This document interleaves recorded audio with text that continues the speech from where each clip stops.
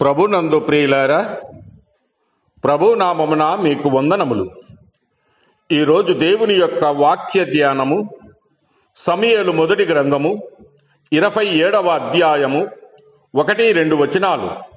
తరువాత దావీదు, నేను ఇక్కడ నిలుచుట మంచిది కాదు, ఏదో ఒక దినమున నేను సౌలు చేత నాశనమగుదును, నేను ఫిలిష్తీయుల దేశములోనికి తప్పించుకొని పోవుదును. అప్పుడు సౌలు ఇజ్రాయేలీయుల సరిహద్దులలోనున్న వెదకుడుకు మానుకొనును కనుక నేను అతని చేతిలో నుండి తప్పించుకొందునని అనుకొని లేచి తన యొద్దనున్న 600 మందితో కూడా ప్రయాణమై మాయోకు కుమారుడకు గాతు రాజైన ఆకీషునొద్దకు వచ్చెను. దేవుడు ఈ మాటలు దీవించి ఆశీర్వదించునుగాక. గమనించండి ప్రియులారా, దావీదు వలె ఈనాడు అనేకులు దైవవాక్యమును ప్రక్కన పెట్టి లోకములోని వాటితో రాజీ పడి జీవిస్తున్నట్లుగా మనము చూడవచ్చు. దావీదు కూడా శత్రు రాజ్యమైనటువంటి గాతుకు పారిపోయాడు.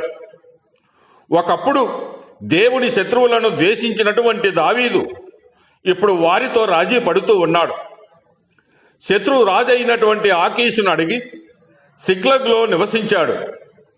అయితే అల్ప విశ్వాసంతో వెనుకంజ వేసిన దావీదు పట్ల దేవునిలో ఎటువంటి మార్పు లేదు.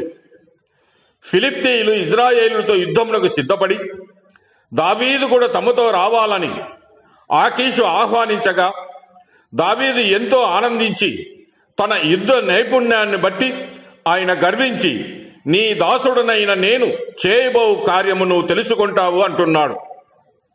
అవిశ్వాసము అతని వృధాతిశయాన్ని వెలికి తెచ్చింది. కానీ ఫిలిష్తీయుల సర్దారులు అతనిని నిరాకరించారు. తమ సైన్యంలో చేర్చుకునక వెనక్కి పంపించారు.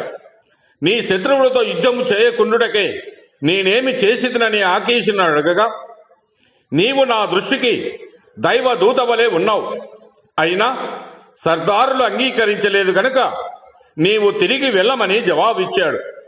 అయితే ప్రియులారా, వెనుతిరిగినటువంటి దావీదు సిక్లగు మీద దండెత్తిన అమాలేకీయులను కనుగొన్నాడు. తన భార్య పిల్లలు చెరపట్టబడ్డారు. గ్రామం అగ్నిచేత కాల్చబడింది.